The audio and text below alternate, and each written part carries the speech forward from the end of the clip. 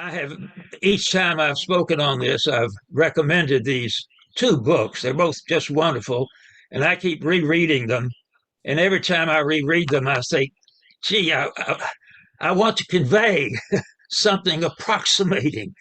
Uh, the book by John Meacham, who's a famous, widely recognized historian, who is also deeply interested in the theological, religious dimensions of public life and public person.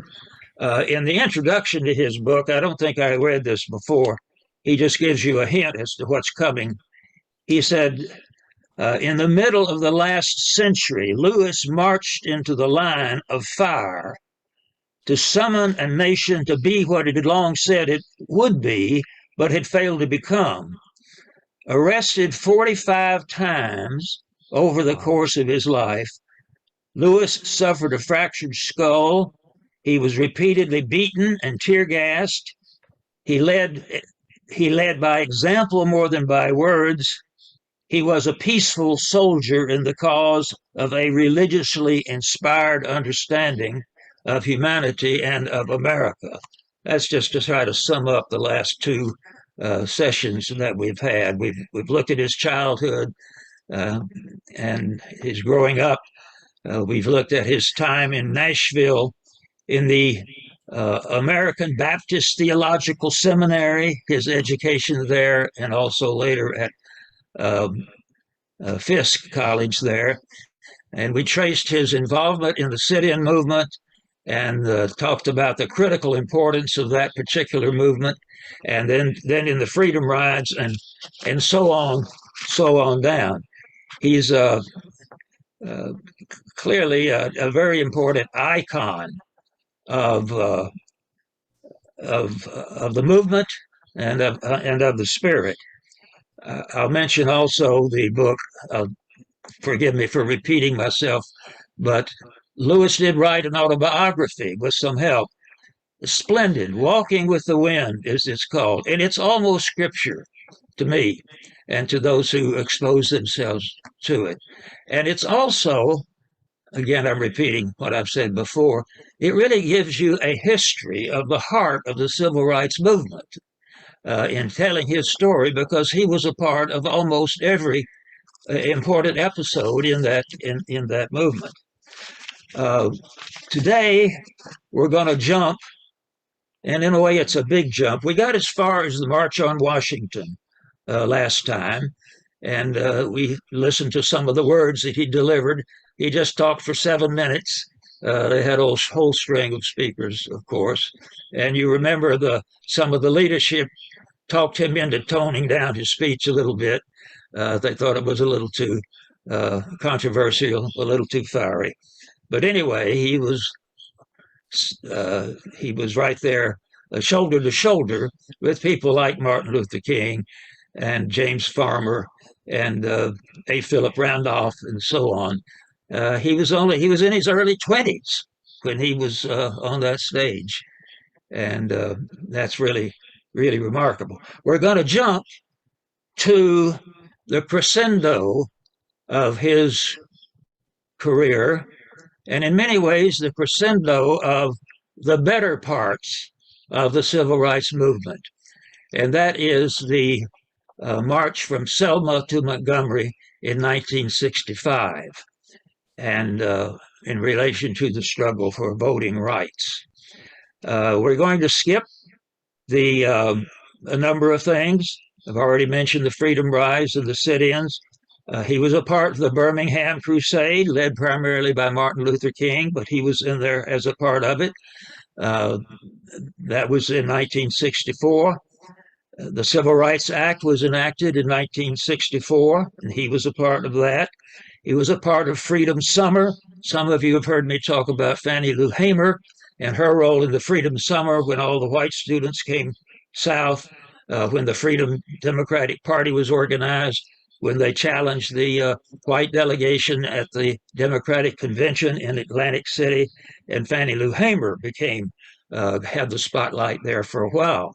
At this point, I just remind you that it was SNCC and people like John Lewis and people working for him and with him that really recruited and enlisted and elevated, brought Franny Lou Hamer out of the cotton patch and the sharecropper role into being a leader. And she became a staffer for SNCC, the Student Nonviolent Coordinating Committee. She wasn't a student, but that was okay.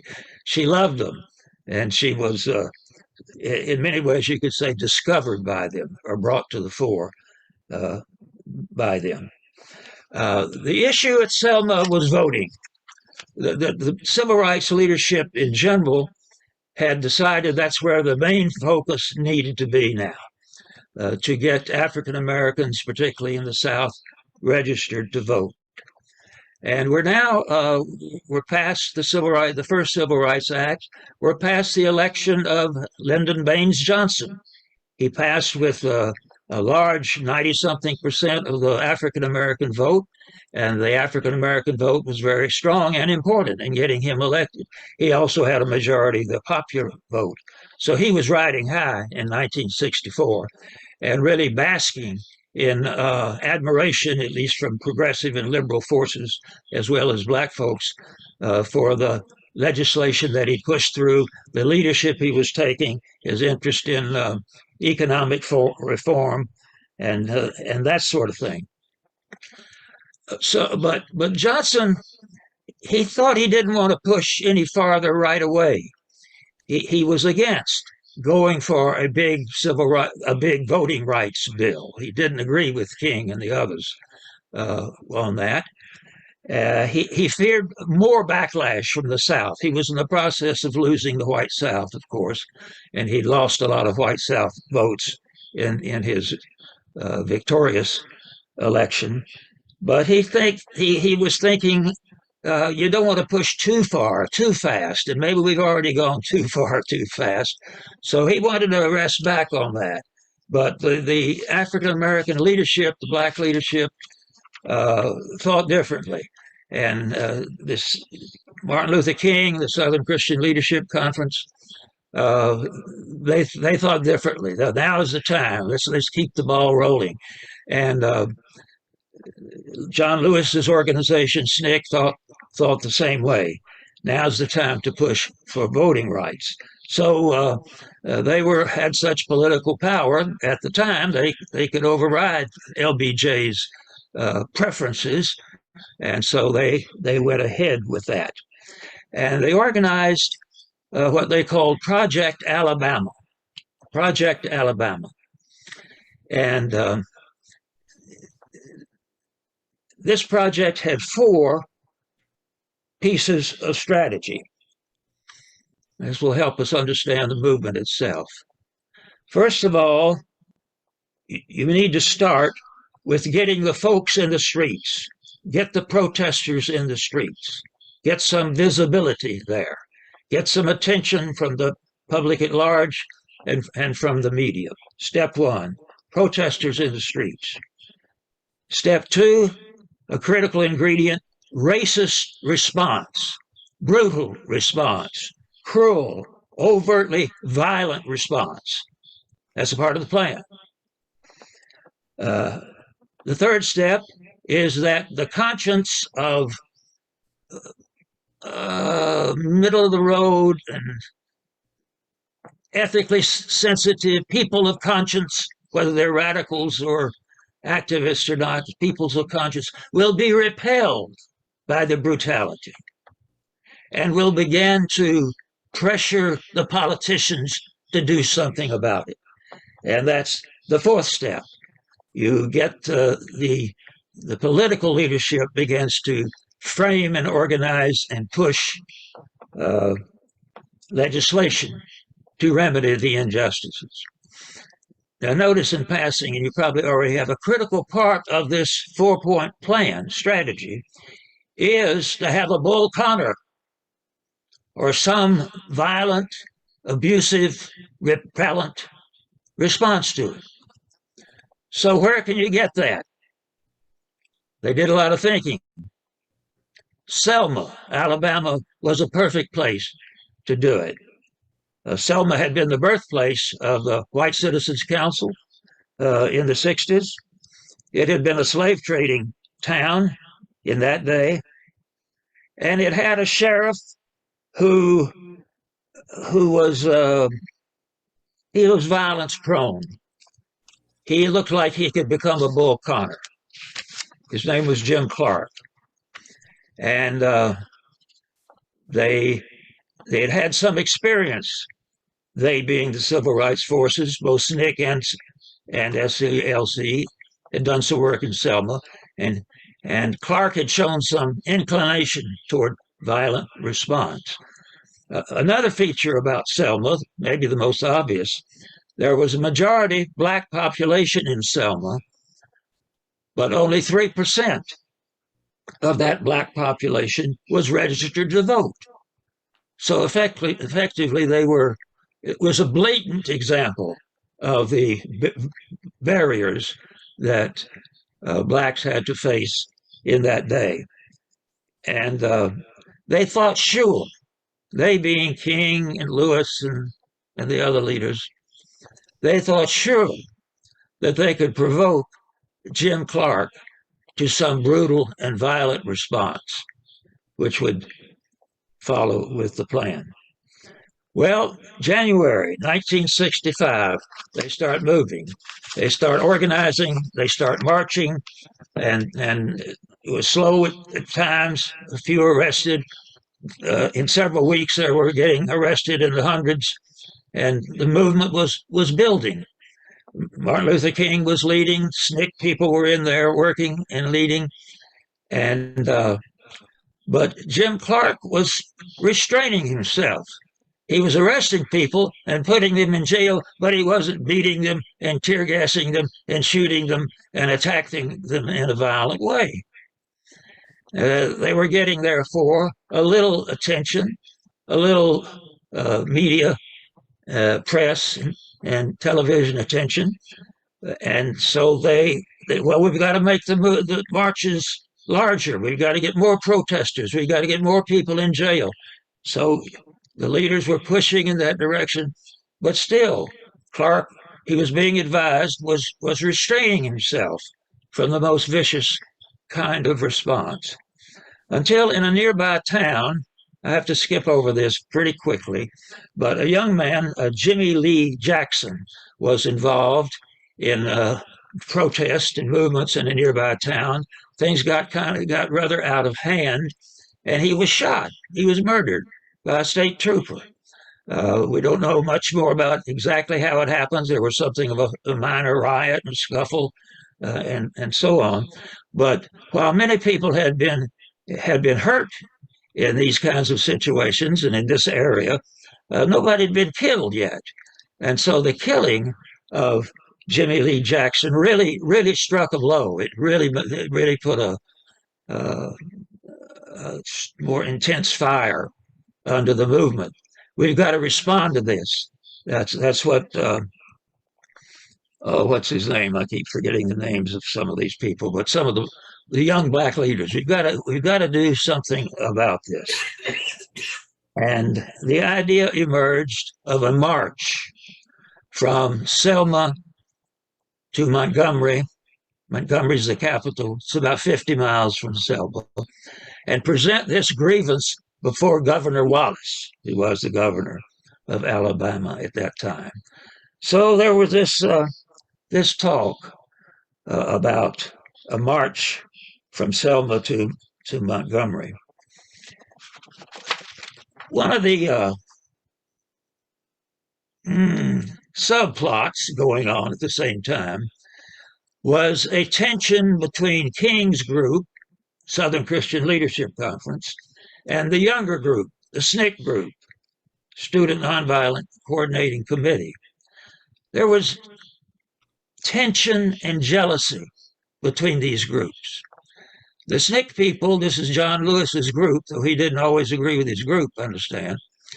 They felt often they'd get on the ground. They would go into a town or into an area, and they would work hard. They'd live in the community. They'd try to build a movement and build towards some action. And then when things got hot, and when the press got interested, King would come in and his people, and they were kind of steal the spotlight, and they'd get all the credit, and so on. And so there was some tension. And SNCC, therefore, did not want, they didn't favor a march from Selma to Montgomery. They thought it was just going to be a show that King would exploit at their expense. And so they were against it. But John Lewis was on the executive board of SCLC, and he was totally devoted to Martin Luther King. So you found a situation where the leader of SNCC endorsed the march, and SNCC itself opposed the march. And it was a serious personal crisis for John Lewis, because SNCC was really his family. They were his group. He helped create it. He was the chairman. He was a spokesperson. So now he had to decide which way to go, stick with his group or go with the march. Well, it didn't take him long to decide, partly because he thought the people of Selma, who were the energy behind the thing, they wanted to march. They were ready to march. They were going to do it. Governor Wallace had forbid the march. He'd issued a decree, no marching on that highway between the two towns. So it was going to be a confrontational thing. Anyway, on March the 7th, it was, the local folks, under the leadership of John Lewis and Hosea Williams, who was one of the leaders in the SCLC, March the 7th, Martin Luther King, he led a lot of the meetings. He'd gone to jail. He encouraged others to go to jail. But he wasn't there on this particular day when the people were willing to go. He said he had to be back with his congregation. He was pastor now at Ebenezer Baptist Church, and he'd missed a lot of Sundays. And, pastors got to show up sometime. And so he felt like he said he had to be back. He had some other reasons. But anyway, they started out on March 7. What did John Lewis say about that? Let's see. On March 7th, a long line of marchers gathered at Brown Chapel AME Church, African Methodist Episcopal Church, sort of near downtown in Selma, and near this bridge that we have all heard about and read about. They started leading the march. They started across the bridge at what came to be called Bloody Sunday. One account says there were about 600 people, almost all African Americans. The Pettus Bridge, named after a KKK leader of the past. Lewis looked out and saw what he remembered later as a sea of blue. State troopers and a posse of deputies under Jim Clark. The sheriff could appoint people to be deputies, and he could create a small army that way. And so you had the state troopers and you had the sheriff's posse there. You had spectators, some waving Confederate flags. We still see some of those flags around, don't we? Lewis and Williams looked at the armed ranks and then glanced down at the river. Bridges over the river. John, can you swim? Williams asked him. No, Lewis replied. What about you? Well, Williams could swim a little, he said, but neither of them could swim. They were kind of jesting with each other. They wouldn't have jumped in even if they could. But he said, we'll have to keep marching. General McLeod says, this is an unlawful assembly. Your march is not conducive to public safety. You are ordered to disperse and go back to your church or to your homes.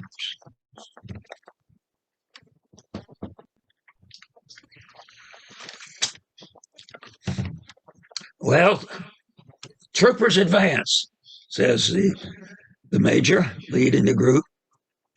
And I have to read a little bit of this because I think that uh, John Meacham does a great job of describing the scene. They came toward us, and Hosea said, "John, they're going to gas us." Lewis recalled, "They came with all types of force, meeting us with nightsticks, trampling us with horses. I was the first person to be hit. My feet, my legs went from under me. I was knocked down." Uh, a young man who was in the group said, "I'll never forget the sound of the billy club hitting John's head. It made this sickening, harsh thwack." Lewis himself then later wrote, "He could hear the screams and slurs, the clop, clop, clop of the horses. His skull fractured, his vision blurred. He believed the end had come. People are going to die here," he said to himself. "I'm going to die here." Yet for Lewis, there was no sense of panic. He was at peace. "Really?" That's what he says. "At the moment when I was hit on the bridge and began to fall," Lewis recalled, "I really thought it was my last protest, my last march. I thought I saw death.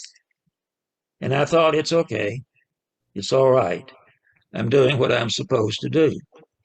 It's unimaginable courage in this context. Historians now call this Bloody Sunday, as I guess I already said. One of the historians describes it in these terms: "As the state forces rushed forward in a flying wedge, Clark's mounted posse attacked from all sides. Rebel yells, swinging bullwhips, rubber tubing wrapped in barbed wire. The marchers, kneeling in prayer, panicked, fleeing the tear gas, charging horsemen, flaying chains, electric cattle prods, etc., etc., etc. 50 folk went to the hospital, and a good many more than 50 were injured in the onslaught." Now, and a critical part of the whole story is the whole nation is watching this thing. The TV cameras are there, major newspapers are there, national newspapers are there. The nation saw it and now understood the terror by which Southern bigots kept African Americans from voting. ABC, on the television, interrupted its Sunday movie to broadcast film of the carnage. Other networks did the same. Stunned viewers all over the country, repeated images of tear gas, stomping horses, law enforcement officers venting their fury on limping, bleeding African American marchers and bystanders, pictures on television, etc. The White House is besieged with demands for federal intervention. Some 400, this is incredible, 400 rabbis, pastors, and nuns rushed to Selma. At least 10 times that number rushed to Washington, D.C. to lobby their congresspersons and their representatives there. Big splash, big media splash, shot across the nation, and the ball, I started to say, began to roll. No, it was rolling. It was rolling big and strong and making an impact. And people across the nation were conscience-stricken and responded. Jump ahead just a few days. John Lewis, by the way, is in the hospital in the wake of all this and was seriously injured, already indicated. One thing to remember about this is the speech that Lyndon Johnson made just several days after the march, on March the 7th. On March the 15th, he made this speech, and some of you remember this. It may have been his finest hour. And he's speaking now, several days after the march, he's speaking to Congress. "At times, history and fate meet at a single time in a single place to shape a turning point in man's understanding, unending search for freedom. So it was at Lexington and Concord. So it was a century ago at Appomattox. So it was last week in Selma, Alabama." So that theme Meachin really picks up. Lexington, Concord, Appomattox, key pivotal points in American history, and now Selma. Johnson says the issue of equal rights for American Negroes is such an issue. We should defeat every enemy. Should we defeat every enemy? Should we double our wealth and conquer the stars and still be unequal to this issue? Then we have failed as a people and as a nation. For with a country, as with a person, here comes from the New Testament, Matthew, what is a man profited if he shall gain the whole world and lose his soul? There's some preaching going on in politics. There's politics and religion mixing here in the very best way, in the words of the black leadership and in the words of the president. A little bit more from his speech. Many of the issues of civil rights are very complex and must be difficult, but there can be and should be no argument. Every American must have an equal right to vote. And a little further down, what happened in Selma is part of a far larger movement that reaches into every section and state of America. It is the effort of American Negroes to secure for themselves the full blessings of American life. Their cause must be our cause too. I can remember this. These are lightning hot flashes in the context of the day. An American president essentially joins the movement. This is our business too, our cause too. It is not just the Negroes, but really is all of us who must overcome the crippling legacy of bigotry and injustice. And we shall overcome. How many of you can remember hearing that? Wow.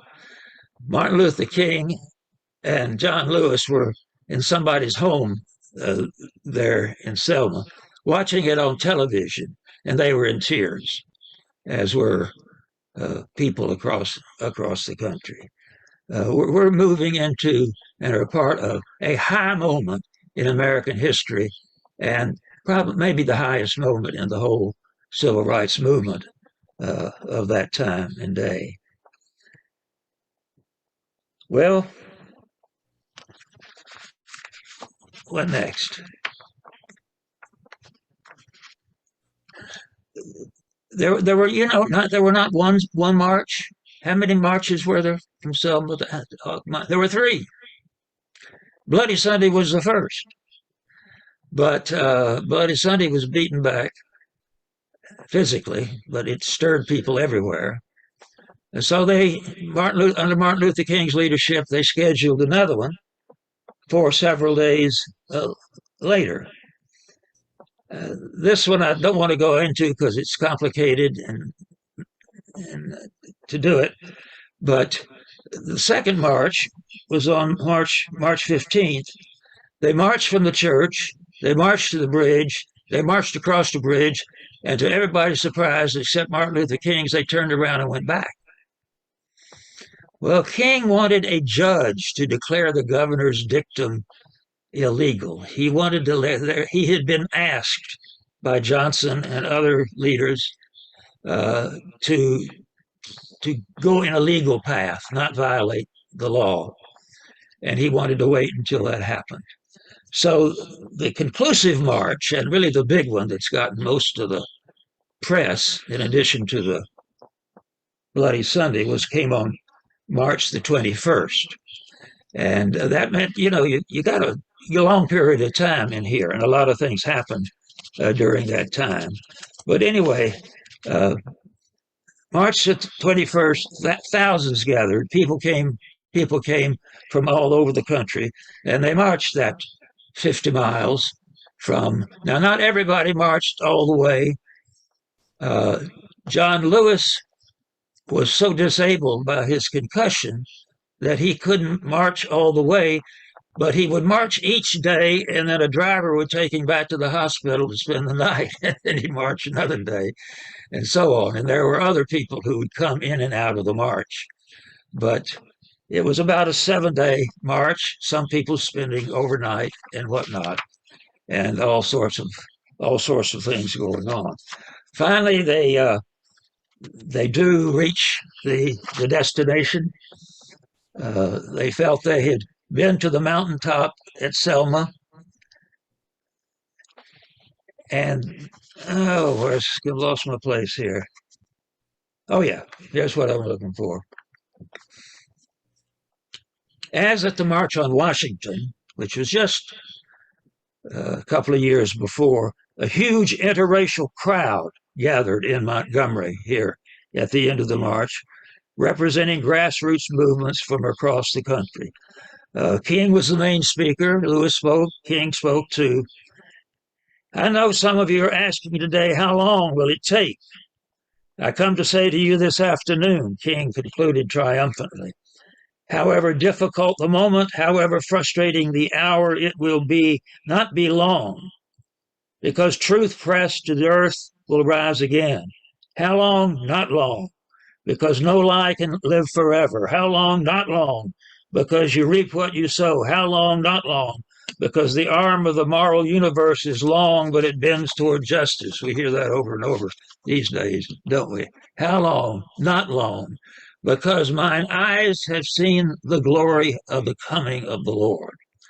This movement had a religious theological dimension, particularly from King and from John Lewis, with constant references. Well, to sum up a whole lot just briefly, the Voting Rights Act passed in 1965, and it made a huge impact.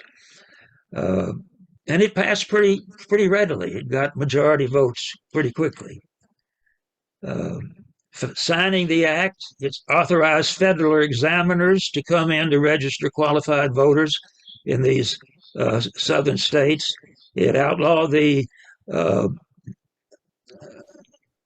what do you call the examination, the tests they would give potential voters. The lock on the ballot box had been broken, said the president.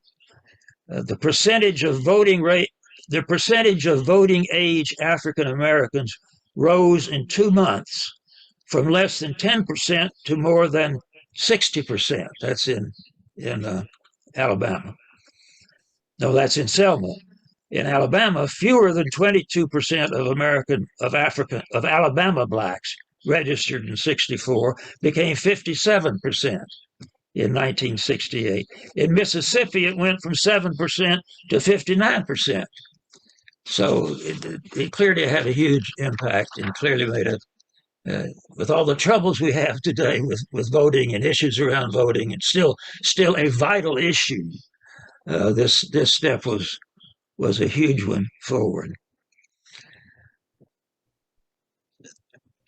In the midst of all this, or shortly after just after the law was passed, King, or the president, as presidents do when a major piece of legislation, they invite a group to receive pins on the day of the passage of the law. And so receiving pins was Martin Luther King, of course, John Lewis, and others who had played a key role. And also the president had invited into a private meeting and a special meeting to urge Lewis and the others to keep on urging people to vote, to take advantage of the law, and so forth. Lewis, of course, attended this meeting to receive a pin from the president and encouragement and thanks from the president. But then on the very day, he was back in Americus, Georgia, trying to help some African Americans get registered to vote, and the law wasn't yet being enforced, and they were in trouble. He ended up in jail. So he goes from the office of the President Johnson to jail in Americus in the span of one day. Anyway, this, in retrospect, was I think many would agree with Meacham, the crescendo of his career. Many things happened in the wake of this. We won't go into it, but there's eventually a split between John Lewis and SNCC. SNCC moves very strongly in the Black Power direction, whose philosophy is freedom by any means necessary, meaning not necessarily nonviolently. And Lewis, in a fairly brief time, goes on to almost another career path. In the I'm okay. In the back of this book by John Meacham that I keep mentioning, there is a foreword written by John Lewis. And he reflects over the past and reflects over what he's experienced and seen and done. He talks too about the current challenges. But I want to lift a few passages from this afterwards that Lewis wrote.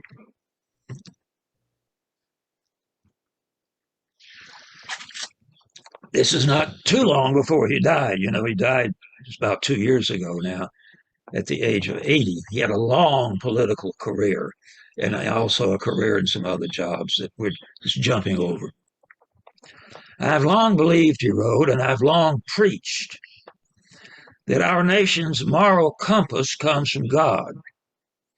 It is of God, and it is seen through God, and God so loved the world that he gave us the countless men and women who lost their homes and their jobs for the right to vote. God gave us the children of freedom who lost their lives in a bombing in Birmingham. He's thinking of the familiar Birmingham Sunday school girls who were bombed in a church. God gave us the children of freedom who lost their lives, gave us the 3 young men who were killed in Mississippi. That was during the Mississippi Freedom Summer. But above all else, God gave us courage, the power to believe that what I call the spirit of history. You remember, I guess it was in the first session, we took a look at his kind of a philosophical statement of faith, where he talks about destiny and fate and the spirit of history. And he capitalizes spirit always when he uses this phrase. It's his way of saying the Holy Spirit or God's Spirit. I call the spirit of history is behind us and is stronger than the terror and hatred in front of us. This is what I believed then, and I believe it now. Now, for us church folks, we ought to be especially attuned to that. There's a theology that energizes, creates this commitment that he has. He says, he said in another place, the thing people ask me most is, how did I have the courage or the determination to do some of the things that you did? He felt seized by the spirit of history. And he commends that to people. Lewis didn't always talk theologically, really, much less than King. Though key to all of this, he was totally bought into the religious themes of Martin Luther King and of James Lawson, who was almost as high as King in his estimate. James Lawson is the guy who got them in Nashville, organized in Nashville, and inspired in Nashville. A little bit further in this this afterword that he wrote. The journey begins with faith, he says. Faith in the dignity and worth of every human being. This is an idea with roots in Scripture and in the canon of America, in Genesis, and in the Declaration of Independence. The journey is sustained by persistence in pressing of the justice of the cause, and the journey is informed by hope that someday, in some way, our restless souls will bring heaven and earth together. and God will wipe away every tear. In his latter days, which we haven't dwelt upon at all, but he was troubled, of course, by many of the retrogressive currents of today, attempts to limit voter registration in many parts of the society, abandoning some of the goals that were central to his praying and his working and his marching in his day. So he doesn't pretend to know really exactly how or exactly what we need to do or have to do, except that we need to be attuned to this spirit of history, which is behind it all. So, in our day, when we look around us and look at the ecological crisis and the situation in Ukraine and the backlash to Black Lives Matter and things of this sort, we're tempted to say to heck with it. Well, let's just get by best we can. Uh, that's not the John Lewis point of view. And if we hang around him mentally, spiritually, or so on, like we should do with the saints, and he's a saint, we might pick up some of this. We've come too far, he wrote. We've made too much progress as a people. He doesn't buy into that thing. We haven't really accomplished anything. We made progress as a people. To stand still or to slip back. When I was growing up, he said, there was a song that people would sing in church.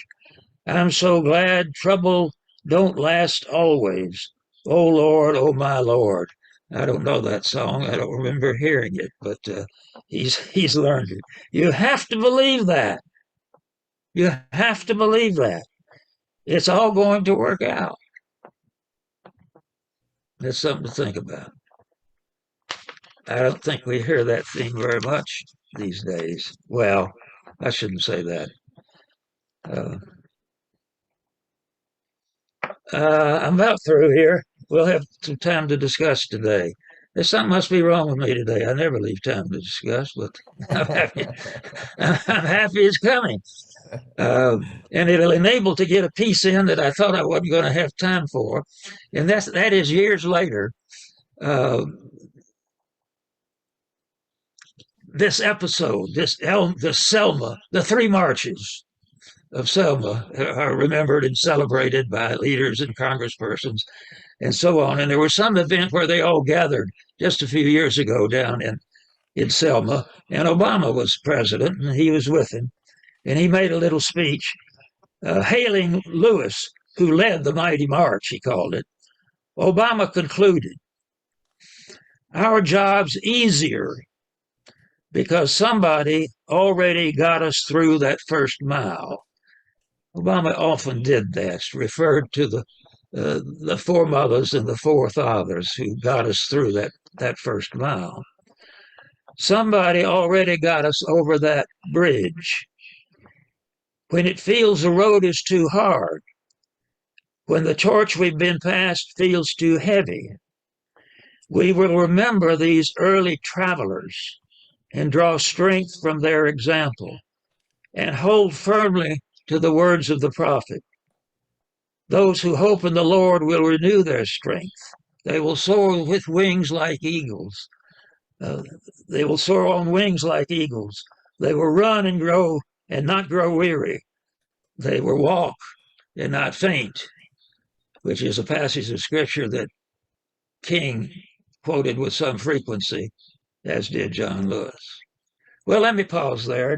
There's always plenty to talk about, but I won't go on, or at least with my planned presentation. Collins, we moved here in 1965, and there was this active civil rights movement here in Chapel Hill. I don't know how many of you were here then, but Rebecca Clark was a champion, and the Caldwell brothers, Eddie Caldwell. And we used to march down Franklin Street and sing "We Shall Overcome." It was a fairly large group of people, and we were integrating the schools then. It was a really memorable time for me. I remember a lot of that. Thank you for throwing that in, because I was in Raleigh during this period, And it was a similar time there. And that was representative, a small microcosm of what was happening. It was a high time for the civil rights movement. Things became rockier shortly afterwards. In fact, in some place, Lewis says it was really a turning point for his life and career. Yes, we were still working on getting the schools integrated in the much later in the 70s. That was still brewing. So yeah, it took time. Yeah. Alice, you gonna speak? Oh, there's Alice. I'm glad you're here, Alice. I didn't know you were there. Yeah. Anything else you want to ask or say? Well, Collins, I was 24 when that was all going down in Selma, and I was in my first year teaching in Charlotte, and I felt guilty. I was going to school, teaching school, but I really wanted to go to Alabama. You know, I wanted to go down there, but I never. I remember talking to my principal about it, and he said, well, that would be an unexcused absence. You know, I wasn't sick and I didn't have a family problem. It was just a preference. He didn't say I couldn't do it. He just said, you know, it'll be an unexcused absence. And that was a veiled threat that maybe my career would be at risk if I did that. And so I lacked the courage to do that, which I've sort of always regretted, that I didn't get in the car and just go down there, you know. You also lack the historical perspective. At least I would say that about myself. I feel a bit guilty. I should have gone. I wasn't one of those hundreds of clergy who came. And I was with a church that would have supported by going. Yeah. And but I don't remember any large active group doing that. But more importantly, I had no idea of the historical significance of it. And that's true of any historical event. You don't know until later how critical that would have been. And I missed a lot of things along that line. I was once, this is a little earlier, and this is just fairly personal, but there was a man in Chapel Hill named Charlie Jones. Chapel Hillians were. And he was active with a foundation, and he did a lot of interracial stuff. And he called me one day. I knew him a little bit. And he had organized a retreat somewhere in the western part of the state with Martin Luther King. And he was convening maybe 20 people, some clergy, I don't know how many of us were clergy, to have this a couple of days retreat to meet with Martin Luther King and to talk about what next after desegregation. Now, this was sometime in the early 60s. And I had a parishioner in the hospital that I felt like he was critically ill, and I felt like I needed to stay and be there for him. And so I declined this opportunity to be in an intimate setting with Martin Luther King, and I'm not sure who else. Anyway, you look back, or I do, it's things like that. My gosh, if I knew the import, if I had the perspective I'd have now, I would have skipped the guy's funeral in order to go. Anyway. I should have added that we were also active politically, of course, and we worked very hard to get Howard Lee elected. So we were involved in politics there. And he was the first Black mayor of a predominantly Southern white town in the nation. Yeah, that was big news all over the state. He was very active, and yeah, I remember those days. I didn't know Howard then, but I knew of him. Got to know him later. Let me ask Meredith or Alice. Alice has turned off her halo in the background, so she's no longer angelic. So she's one of us. She can speak up now. Okay. And Meredith, please. The only thing I wanted to say is that in listening to all three of you, I'm in Charlotte. I wonder if the regret makes it a stronger desire to really reach out and do do good works, which is what you all have always done. I'm going to mute myself again.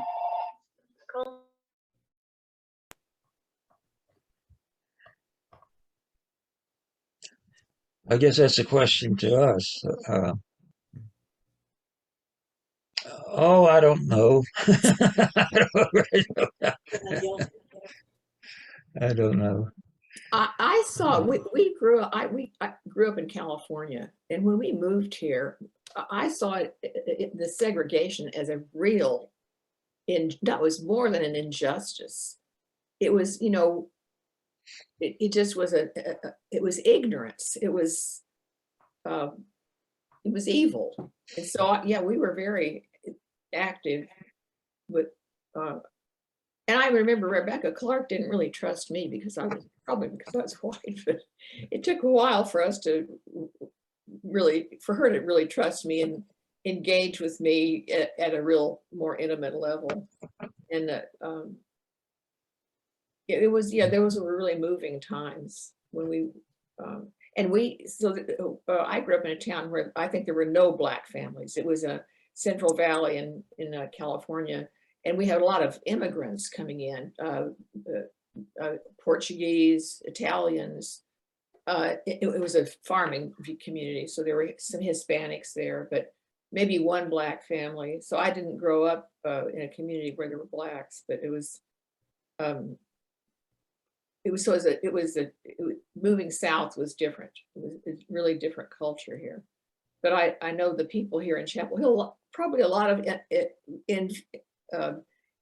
newcomers along. The university was growing then. A lot of people were coming from all over the nation to settle, and I think that was part of it. But there were plenty of people here in town who were Southerners, who were active in that movement. So it was a moving time. It's a really important part of my life. I would say that event, to answer Alice's question, it actually did alter a lot of what I did the rest of my life. And that is, for a while, I worked as a consultant at the South Carolina Desegregation Institute. Then I was, we received money down when I was at ECU to start a North Carolina Desegregation Center. And I was assistant director of that with the Black gentleman over in Raleigh for a number of years. And so we got a chance to really go in, but I was interested in schoolwork. And so that was my main thrust on it, but it motivated me to do that. And I think part of it was the guilt I felt over not really engaging earlier. Even here in Chapel Hill, when the marches were going on and people were being drugged down the street, I was an observer to it. I watched it and was shocked by it, but didn't get involved with it. And I decided it was time to get off the sidelines and get involved. Yeah, but really mainly confined to the desegregation of schools. And down in Charlotte, we had the Swan versus Board of Education ruling there where you are, Alice, and so that was a big thing. And my job was to go to one of 3 schools every day and help ameliorate problems or call the police, depends on, and sometimes rescue me, So it was a hot time in Charlotte, but thankfully not one of extreme violence. There were fights and stuff like that. But anyway, so yeah. Well, it's a big question. I don't know how to answer it very readily. I was fortunate in many ways and different from many people. My job, my church expected me to be involved in the racial justice movement. I didn't have to persuade them that we should be involved. They expected me to. We had state meetings of the NAACP were held in our church. I was vice president of the NAACP in Raleigh for a time. And that was part of the role. I didn't realize early in the 60s how deep. I didn't know as much history as I know now, so I didn't know how deep it was way back, nor did I know it would take so long and to the point that it's still very, very much with us. I didn't know that in the earlier years. I thought we could, in short time, certainly desegregate the lunch counters and the movies and so on. And it wasn't until a little bit later in the 60s I began to tune into the economic dimension. And by the time we got to Johnson and the War on Poverty, and a few years later, I became convinced the economic dimension was the most important. That desegregating the libraries, the schools are still huge, and that's partly economic too, of course. Yeah.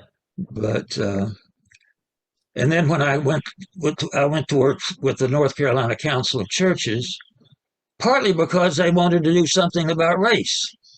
They'd done some things about race, and they had the Council of Churches was this huge organization with two people on the staff. One was a director, and the other was a social action person.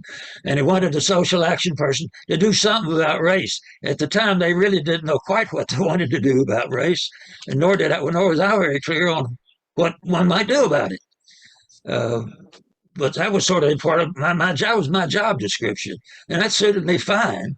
But I was very lucky to have discovered that church, or it had discovered me. So I don't. No one event catapulted me into deeper concern. I don't think. Things are more complicated. Do you have time to make a comment before you drop off? And I'd like to. I'm thinking, as we're all discussing, a sort of a process of awakening to something that's important, awakening to our own heart's motivation to join in. I'll just say, for me, it's always been a slow process with a lot of backtracking. I'll tell you what I think sometimes about that famous story in the Gospels where a young man comes to Jesus and says, you know, I've done everything that I can that the law requires me to do to be in good standing with God. What more should I do? And the gospel writer writes, Jesus looked at him and loved him. So this is a person with a heart. And he says, there's just one thing. Give everything you have to the poor and follow me. And the story says he goes away sorrowful, for he had many things. So then the disciples get into it. You know, if a rich person can't get into heaven, what about the rest of us bozos? But here's how I like to imagine that night, while they're all sitting together and having a meal, the man comes back. And he says, you just asked too much of me too quickly. I have a family business. If I leave, it puts a lot of people in trouble. Kind of like you're talking, Collins, about you had other obligations. But I now see that that's what I want to do. And it won't be today, but I know that's what journeying to do. So I hold on to that when I say to myself, you're really slow to put your foot on the path. Beautiful. Anyway, that's my little story, a made up one. That's good. Well, we need to, I've missed a few of you in church lately, and so I'm going to give you extra chance, College. I think we should give everybody a chance to get dressed. Alice has a built-in excuse, but the rest of us got to go get her. I mean, we're dressed from here down to the waist. We got to get the rest of the story now. Collins, I've even got my shoes on. Yeah. Thanks for a great day, Collins. It was wonderful. Thank you all. Yes, Good to thank see you. It was great. Thank you, Collins. Bye-bye. Thank you very much. Thank you. Jimmy Carter. Jimmy Carter was the man. All right. He's from the Bible Belt where religion is deeply felt. Okay. When it's good, it fills the heart with charity. He can quote from Ivan Illich, Reinhold Niebuhr, and Paul Tillich, and the Holy Bible with facility. That's a preview. All right, great. That's great.